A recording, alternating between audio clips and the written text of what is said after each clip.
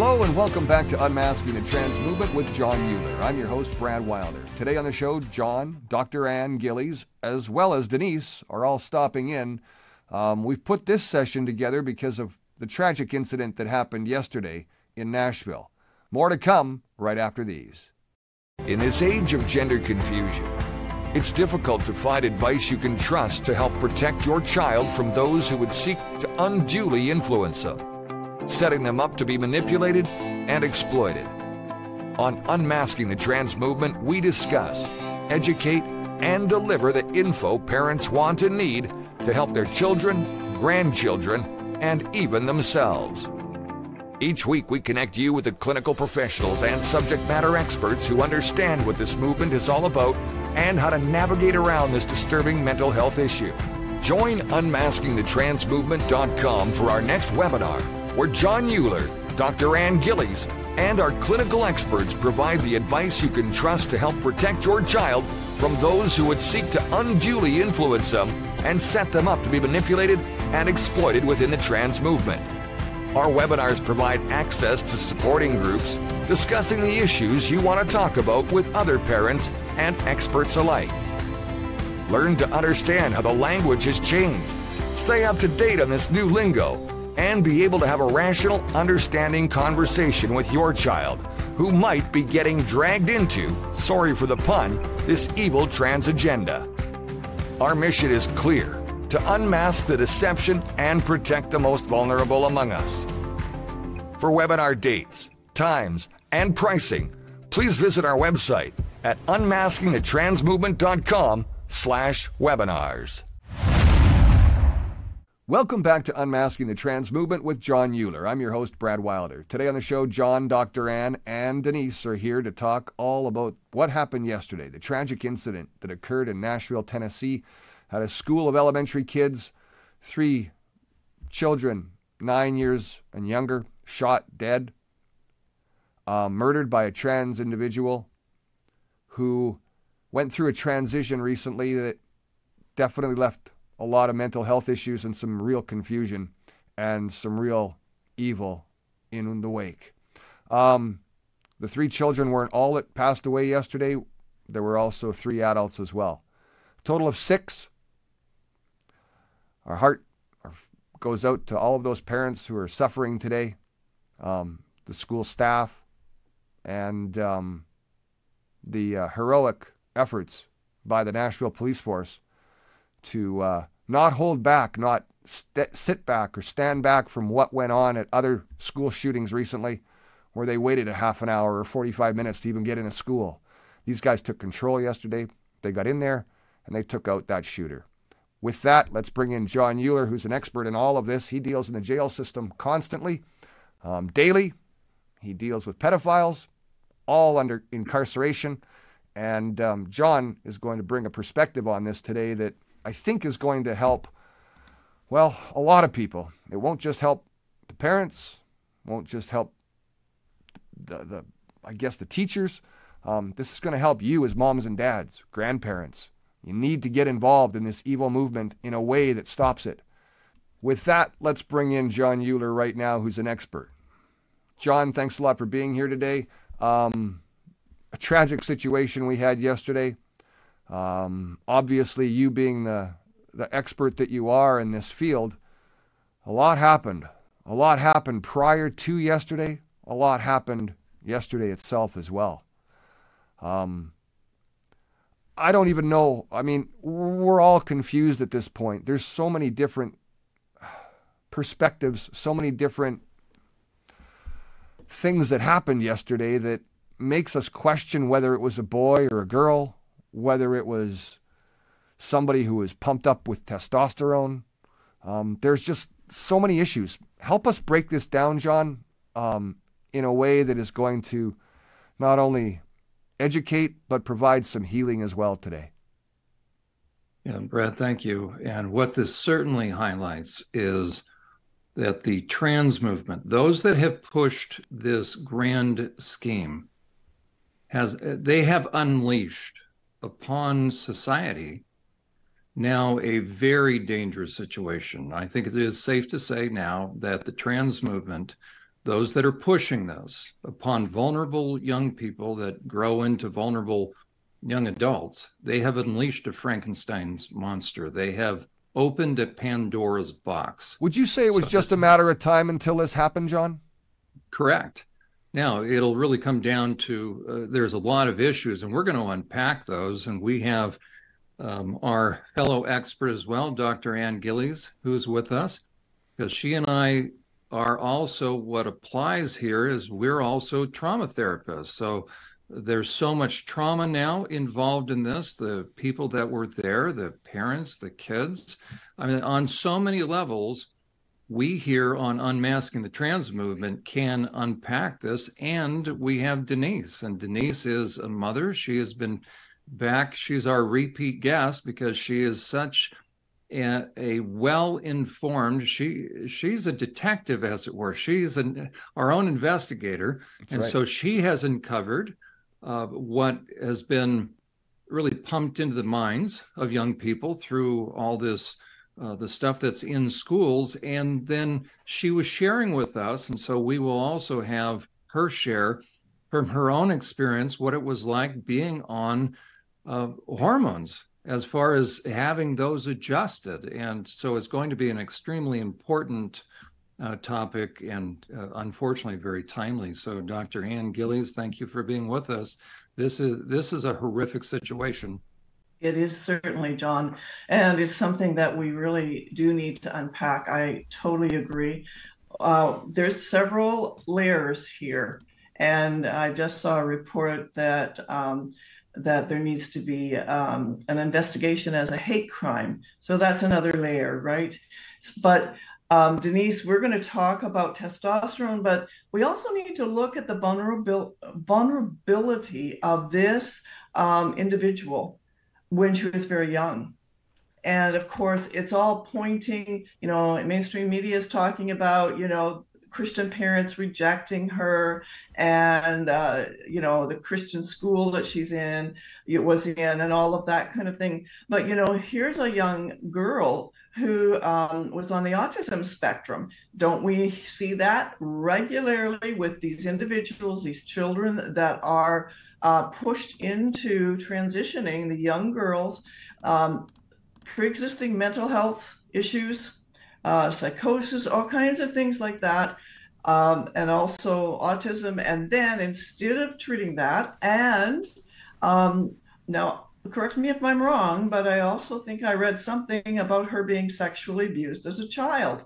Well, there you have the trauma that as professionals, we are not allowed to treat. We're not allowed to treat these young girls in the area of their traumas because that would be called conversion therapy, because if we treated the trauma, they may not decide to transition. So we have a mess with this. And this, Denise, I want you to share some of what we were talking about because it's pretty scary. You've been reading some other information. So I guess what I would say, just start wherever you want, but let's not forget to focus at some point on the testosterone and the levels, because that is really, really important. Sure.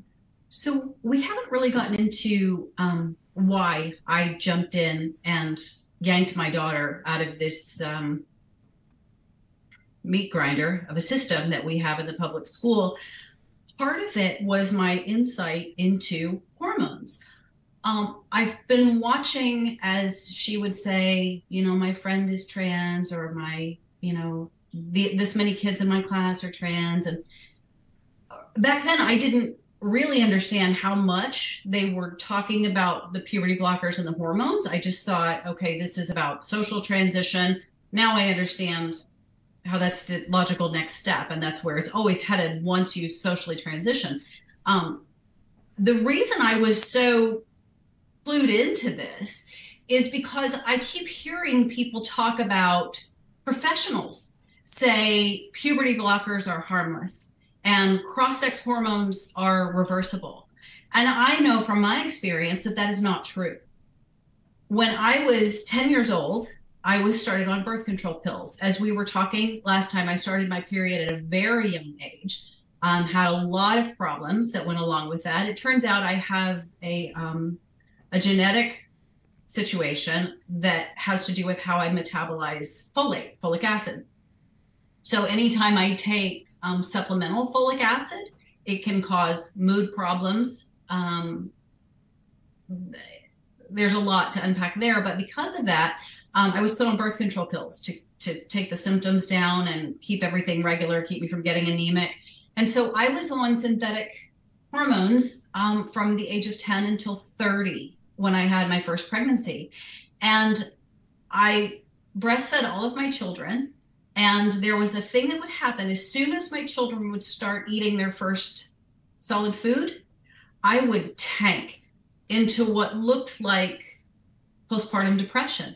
I would not be able to get up off the floor. My legs would get weak. My brain would get foggy. It would present a little bit like psychosis. So I finally found a doctor who figured out what was going on. And so he said, what's happening is your estrogen is tanking when your child starts eating regular food because you're not nursing as much. And that flips a switch, right? And your estrogen plummets. So he put me on estrogen. And obviously you can't stay on unopposed estrogen for too long. The next thing they did was say, okay, well, with estrogen, you can't have that unaccompanied, so you have to have progesterone and testosterone with that. He's very conservative. We don't want to inject anything. We don't want to do anything by mouth. We want as bioidentical as possible. And he was trying to balance my hormones. And there was a time that my testosterone got a little high. And I became aware of it because I was raging. It was a combination of sexual and aggressive energy where I didn't know if I wanted to have sex with something or beat it to death. It was like this sexual rage. So tell us just how much testosterone you were on. That's 2 milligrams. 2 milligrams. So wait till 0.2 milligrams topically every day. 0.2. That's 0.2 that I take topically, and it's designed to build. Right. Another experience I had is I started noticing women's bodies, and I had never had that experience. I was so sexually charged all the time, and you'd think as a woman, you would think, well, that's great. That's working out for everybody. But it was uncomfortable and distracting. I was noticing the way that a woman's body goes from her shoulder to the indentation of her waist to her hip. And I was seeing that as beautiful. And I'd never experienced anything like that before. I was appreciating it like in the way that you would appreciate art. So my husband came home and I said, I don't know what to do with myself. Like, it's not safe for me to be around the kids because I felt so aggressive. I started kickboxing to kind of deal with that. And I was tearing up my knuckles kickboxing. It was just this, like, I couldn't get it out of me, this aggression. And because my husband's a physician and he knew what was going on, he said, honey, you're roid raging. Like, this is what's happening. It was a couple of years later that I was listening to a story on NPR, and Katie Herzog brought this up on Barry Weiss's podcast a little while back. It was the first person I ever heard reference it. And they were interviewing a woman. Now, this was before this became such a politically charged topic. They were interviewing a woman who was attempting to transition, and she reached a point where she felt herself looking at women on the subway as in a predatory way. And that's what talked her out of transitioning. She went in and said, I don't want the hormones anymore. That's not what I want to be. So it was causing changes in the way that she saw things and her brain function and the feelings associated with that. And so when I saw this trans stuff come up, I'm hearing physicians lie about this. Yes. I know this from my experience, the effect that this has on your body. And I'll tell you, some of these changes are not reversible. I could stop these hormones today, and I would have those changes for the rest of my life. So when they tell you it's reversible, it's just a pause. It doesn't cause anything psychologically. I know that they're lying. And so that's why I said, okay, what's the agenda behind this? Why are they lying? Why are we all pretending? Why are we thinking magically? Why has this suddenly become so important that we're all forgetting what we know, changing our language, pretending, and putting children at risk? Right. And you're absolutely right. And we've been putting children at risk for a long time.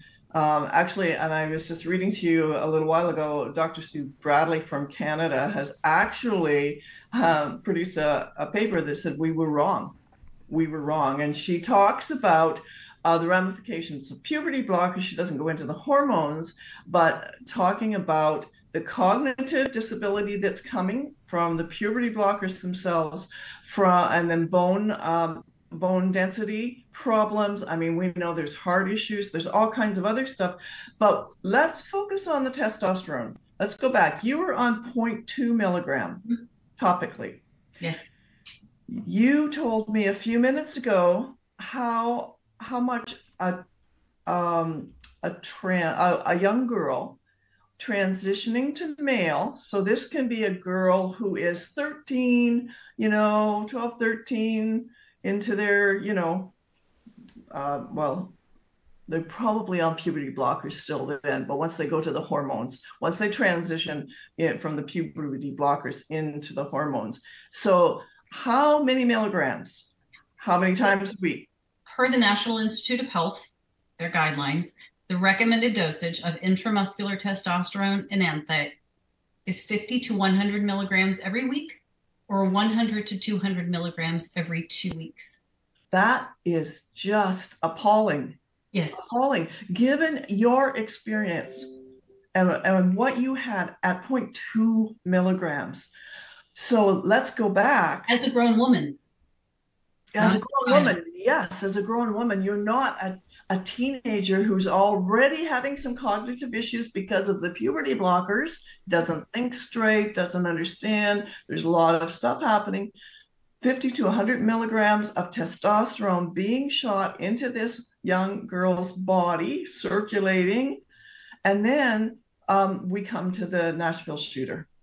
What do you think was going on? And John, you're going to want to talk about this too, because there is something that is so horrific, that a young woman transitioning to be the opposite sex, trying to be the opposite sex, would actually murder children and other adults. Like, how often have we ever seen women murder children in a school system? I know there's some mothers that have murdered their own children. I get that. I mean, it's horrible, but this is a brand new situation.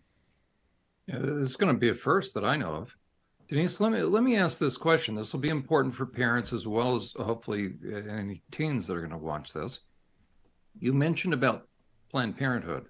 Mm-hmm. That a young woman can go into Planned Parenthood. So again, remind parents, what dosage were you on that you felt you were going crazy and super aggressive, versus then if a young person walks into Planned Parenthood, what are they going to get? So what dosage were you on, and what can a kid get from Planned Parenthood? So I was on 0.2 milligrams topically once a day. When I was researching Planned Parenthood, what they're giving these young girls who come in is 20 milligrams intramuscular. I mean, easily 20 times. I don't, what, I'm not a mathematician, but that, 0.2 versus 20. Well, and the other thing I think is important to note is it took a long time for this to build. When I first started it, I remember saying to my husband, I feel normal for the first time. You get feelings of euphoria. I've heard that described exactly that way, that these kids feel great. But as it goes and it starts to build up into your system, then it gets uncomfortable. I happen to live with a physician and be under the care of a physician who does this. If you're a teenage girl and you go into Planned Parenthood and you get this injection, A, you can't remove it. It's been injected into your muscle. You can't back off. It's in your body circulating. B, you have no physician looking after you. That's atrocious. That's atrocious to me, because we are not taking care of these children. We are just feeding them to the wolves. And you're sexually aggressive at that point. Yes. As a 14-year-old female. Wow. Testosterone obviously affects the body, but does it also affect the mind? only for me, it was only in the way that I was looking at things. It was more a physical state. I said, I feel like I have something in me that needs to come out and I can't get it out. The closest thing I can relate it to, and this would be a more mild presentation, is if you've ever gotten way too much caffeine on board and you feel like you just can't, you got to move, you can't get it out, and it's so uncomfortable. Just sounds like being a man to me. You know, like we have that. That's why I guess our makeup. It also gave me a brand new appreciation of those manly qualities, and the idea of, you know, I watched the video of this young woman in this school, and she was behaving like a hunter. You don't see women behaving like they're hunting. That's masculine. Do you think she had some training? I'm quite sure she had some training. Because I'm thinking just handling those guns. I mean, you know, I can't fire that weapon on my feet. I have to sit down to fire that weapon. I can't fire it with accuracy unless I'm sitting down. Now, I haven't fired what she has. My husband has a hunting rifle that I have fired, and it kicked my tail. So to fire it that many times, yep, standing, that was pretty shocking to me. Yeah, and what's also interesting, and we were all discussing this before we started recording this, which is I was of the impression, and it's still not clear in my mind, so that adds to the overall topic, which is, you know, is this a biological male? Is this an XY that became a female, or is this an XX that was becoming a male? It matters. I don't know what this is at this point. Look at what's happened in our society, right? This is all the result of this trans deception, this trans movement. That's why we're unmasking this, because there are very real world practical concerns now, including this is mass murder. Yes, absolutely. Right? This is a school shooting of women and children. So regardless of what the actual chromosomal makeup of this individual, and there's implications either way, that if it was a male, then you have, unfortunately, typical male pattern violence. But if this is a female, a natal female, I hate this terminology stuff. This was an XX chromosome individual. I've never seen this kind of thing before. So now we have created, as it were, and this is not a pejorative statement, we've created a Frankenstein's monster, because I work in a prison system. I understand male violence that looks like that, and it ain't pretty. But what do you do now if we've unleashed, because the vast majority of young people that are transitioning are females? If what you're telling me is this is, meaning whoever is saying, whatever actual gender, we're going to find out the biological nature of this individual. If what we're now learning is that this stuff that the trans movement can create male pattern violence, and there are more females on this stuff longer, then we have potentially an incredible army of emotionally reactive, emotionally unstable, mentally unstable females that are now acting like men and exhibiting male pattern violence that are going after women and children. We've unleashed the whirlwind. Except males don't put colorful stickers on their weapons. Did you see the photo of the weapon with the colorful sticker on it? No, but who knows, right? That's the whole thing. We don't know. I just saw a picture of this person's bedroom, and it looked like a guy's. It was all disheveled. Now, there's a very gender typical, correct. Most girls are a little bit more orderly. It looked like a guy's dorm room as they were moving in or out. And so if that's a female, all the more. And somebody's going to say gender stereotypical. Yeah. You know, right. You have, who is it in the marriage that typically complains that so-and-so won't pick up their underwear? It's typically the wife that's complaining about the guy. He won't pick it up and put it in the clothes hamper. So you don't want to create a bunch of those kind of male characteristics. You don't want to multiply that. Dr. Ann, you were going to say something. Exactly. Well, you were saying that this is stereotypical, but you see, this is what these trans women are looking for. They're trying to accomplish this cross-sex identity. And so when you put all this testosterone into their system, here they are behaving in a manner like a man would. And this is the whole thing that Denise is talking about. Denise, I was just thinking maybe we can help clear this up a little bit. Was she a girl? Was she a boy natally? And I think there's some certainly pictures, I think you said on Daily Mail, of her as a child. So it looks to me, so sorry, John, you may be wrong here, but it looks to me she was a girl. Do you have those pictures? Do you have them in the Daily Mail, Brad? No, I'm sorry, I don't have those images. We're getting down to our last few minutes of this episode. It went really quickly because there's just so much to talk about and discuss. One thing I will pull those pictures up for episode 2, part 2. Okay. One of the things that I do have in front of me, and I think it's important to note this, and I think it's going to bring some clarity to what you were just talking about. I'm going to read Audrey's or Aiden's posts leading up to yesterday's situation. This is something that was posted through Microsoft, MSN. Okay.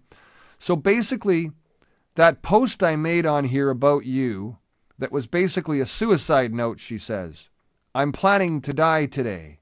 This is not a joke." All in capital letters. "You'll probably hear about me on the news after I die. This is my last goodbye. I love you. See you again in another life." The signature now, she signed it Audrey. Underneath, it was Aiden in parentheses. Okay? Her friend replies, "Audrey, you have so much more life to live. I pray God keeps and covers you." "I know, but I don't want to live," Audrey says. "I'm so sorry. I'm not trying to upset you or get attention. I just need to die. I wanted to tell you first because you are the most beautiful person I've ever seen and known all my life." It sounds to me like Audrey is a biological female who they were transitioning into being a male. And at that point, the testosterone and all of this indoctrination, all of this continued push from teachers, from principals, from school divisions, from ministers of education to health professionals, enough already. Enough already. Stop harming our children. With that, we're going to wrap up this episode right here on Unmasking the Trans Movement. I'm Brad Wilder. On behalf of John Euler, Dr. Ann Gillies, and Denise, thanks for being here. Remember, it's not our kids' fight, it's our fight. We'll see you next time.